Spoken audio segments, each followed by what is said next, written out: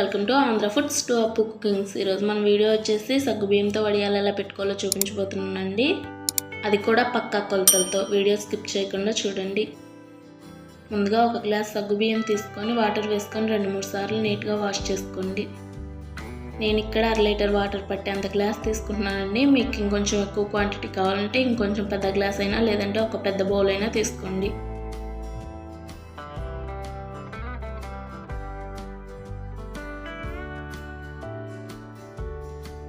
సగ్గుబియ్యం ఇలా 2-3 సార్లు నీట్గా వాష్ చేసుకున్న తర్వాత మనం ఏ గ్లాస్తో అయితే సగ్గుబియ్యం తీసుకున్నామో అదే గ్లాస్తో 2 గ్లాసులు వాటర్ వేసుకొని ఒక మూత పెట్టేసి ఓవర్ నైట్ మొత్తం సగ్గుబియ్యాన్ని నాననివ్వండి.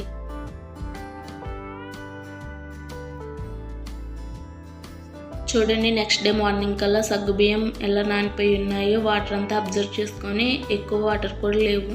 మీకు నానాయో లేదో తెలియడం కోసం ఒకటి నొక్కి పట్టి చూడండి.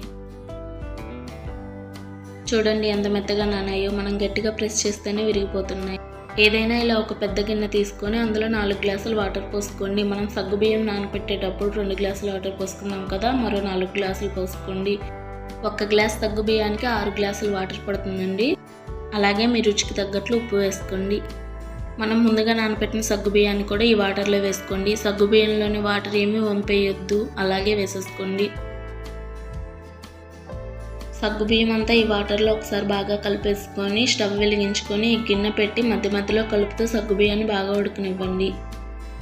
సగ్గుబియ్యం వెంటనే అడుగంటుతాయండి, కాబట్టి ఒక గరిటెతో 2-3 నిమిషాలకు ఒకసారి ఇలా కలుపుకుంటూ సగ్గుబియ్యాన్ని మెత్తగా ఉడకనివ్వండి.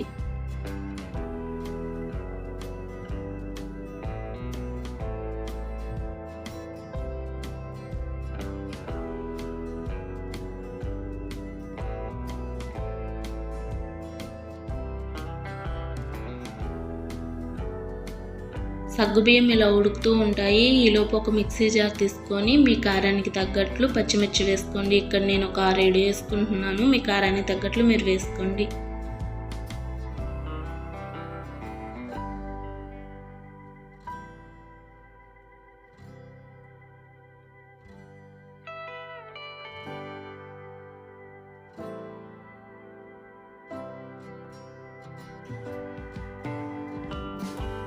అలాగే 1 ఇంచ్ అల్లం కూడా ఇలా ముక్కలుగా కట్ చేసి వేసుకోండి.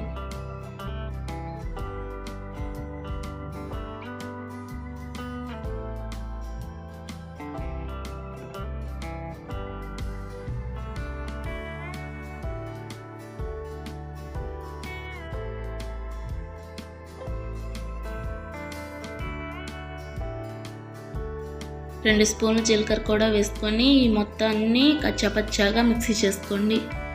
వాటర్ వేసుకొని మెత్తని పేస్ట్లా చేయకండి, కచ్చాపచ్చాగా ఉంటేనే బాగుంటుంది. చూడండి, ఇక్కడ నేను వీడియోలో చూపిస్తున్న విధంగా మిక్సీ చేసుకోండి. అల్లం పచ్చిమిర్చి కచ్చాపచ్చాగా మిక్సీ పట్టుకుంటే సరిపోతుందండి. జీలకర్ర మిక్సీ అవ్వకపోయినా ఏం పర్లేదు. ఇది మూత పెట్టేసి ఒక పక్కన పెట్టుకొని ఈలోపు మనం స్టవ్ పైన పెట్టిన సగ్గుబియ్యం ఎలా ఉన్నాయో చూద్దాం. సగ్గుబియ్యం ఉడకటం స్టార్ట్ అయిందండి. ఇలా గరిటె పెట్టి మధ్యలో కలుపుకుంటూ ఉండండి. సమ్మర్ వచ్చేసింది కదా, ఇంకా అందరూ వడియాలు ఊరమిరపకాయలు పెట్టుకుంటూ ఉంటారు. మీరు ఒకసారి ఇలా సగ్గుబియ్యం వడియాలు ట్రై చేయండి. పిండి వడియాల కంటే చాలా బాగుంటాయి.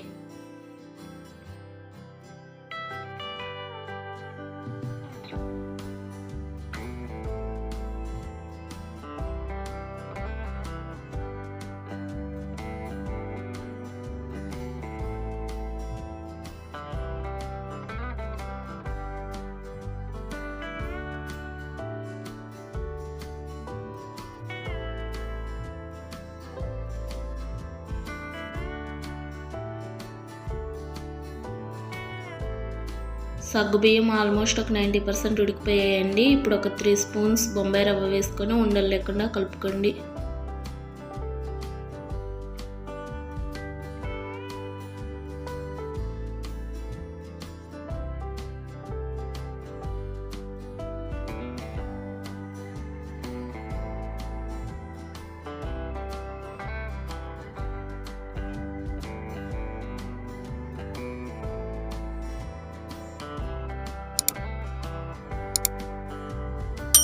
సగ్గుబియ్యం బాగా ఉడికిపోయాయి. అలాగే మనం వేసుకున్న బొంబాయి రవ్వ కూడా ఉడికింది. ఇంకా స్టవ్ ఆఫ్ చేసుకొని ఇది దించేసుకోండి. నెక్స్ట్ మనం మిక్సీ చేసి పెట్టుకున్న అల్లం, పచ్చిమిర్చి, జీలకర్రని కూడా వేసి ఒక గరిటెతో బాగా కలుపుకోండి. సగ్గుబియ్యం చిక్కబడే వరకు ఉడికించుకోవాల్సిన పని ఏమీ లేదండి. ఇది ఇలా లిక్విడ్ ఫామ్లోనే ఉన్నప్పుడు దించేసుకోండి. సగ్గుబియ్యం జస్ట్ ఉడికితే సరిపోతుంది. ఈ సగ్గుబియ్యం పూర్తిగా చల్లారేసరికి మనకి బాగా చిక్కబడుతుంది.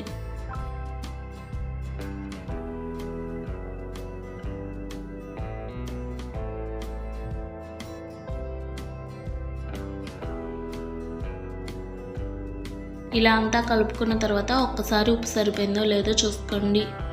నాకు ఇక్కడ సరిపోయినట్లేదు కాబట్టి నేను కొంచెం వేసుకుంటున్నాను. మీరు చూసి వేసుకోండి. వడియాలు ఎండేసరికి ఉప్పు ఎక్కువ అవుతుంది కాబట్టి చూసి వేసుకోండి. నెక్స్ట్ ఈ సగ్గుబియ్యాన్ని పూర్తిగా చల్లారనివ్వండి. మీకు ఎక్కువగా ఉంది అనిపిస్తే కొంచెం ఒక గిన్నెలోకి తీసుకొని 2 గిన్నెల్లో పూర్తిగా చల్లారనివ్వండి. చూడండి, నాకు ఒక 3-4 గంటలు పట్టింది ఈ సగ్గుబియ్యం పూర్తిగా చల్లారేసరికి. మనం స్టవ్ మీద నుండి దించుకున్నప్పుడు లిక్విడ్ రూపంగా ఉంది. ఇప్పుడు ఎంత చిక్కబడిందో చూడండి. ఎండలో ఒక పాలిథిన్ కవర్ వేసుకొని పిండి మొత్తాన్ని ఇలా వడియాలు పెట్టుకోండి. ఇవి సగ్గుబియ్యం కదా, కాటన్ క్లాత్ పైన పెట్టుకుంటే త్వరగా రావని నేను ఇలా కవర్ పైన పెట్టుకుంటున్నాను. మీ దగ్గర కవర్ కనుక లేకుంటే కాటన్ క్లాత్ పైన పెట్టుకోండి. కవర్ ఏమీ అంటుకోదండి, ఎందుకంటే ఈ సగ్గుబియ్యం మిశ్రమం పూర్తిగా చల్లారిపోయిన తర్వాత మనం వడియాలు పెట్టుకుంటున్నాం కదా. వడియాలన్నీ ఇలా పెట్టుకున్న తర్వాత ఒక 2 రోజులు ఎండలో బాగా ఎండనివ్వండి. 2 రోజులు ఎండితే సరిపోతుందండి. 2 రోజులకు బాగానే ఎండుతాయి. చూడండి, ఇక్కడ నేను 2 రోజులు ఎండబెట్టిన తర్వాత ఎంత చక్కగా వచ్చాయో వడియాలు. నేను ఇక్కడ వడియాల కవర్ పైన పెట్టుకున్నాను కాబట్టి తీయగానే వెంటనే వచ్చేస్తున్నాయి. అదే కాటన్ క్లాత్ అయితే కొంచెం లేట్ అవుతుందండి. చూడండి, మనం తీసుకున్న ఒక గ్లాస్ సగ్గుబియ్యానికి ఎన్ని వడియాలు అయ్యాయో. వీడియో అప్పుడే అయిపోలేదు, ఆగండి. నెక్స్ట్ డీప్ ఫ్రై చేసుకోవడం మీకు చూపిస్తాను. అందుకోసం స్టవ్ వెలిగించుకొని ఒక కడాయి పెట్టి డీప్ ఫ్రైకి సరిపడా ఆయిల్ వేసుకోండి. ఆయిల్ హీట్ అయిన తర్వాత మంటను మీడియం ఫ్లేమ్లో పెట్టుకొని మనం రెడీ చేసుకున్న వడియాలు వేసి ఫ్రై చేసుకోండి.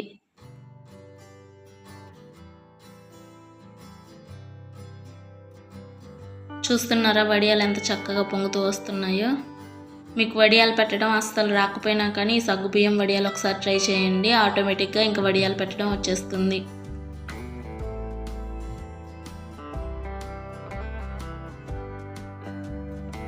చూడండి ఎంత చక్కగా ఫ్రై అయ్యాయో. ఇంకా మిగిలినవి కూడా ఇలానే ఫ్రై చేసుకోండి మీకు కావాల్సినన్ని.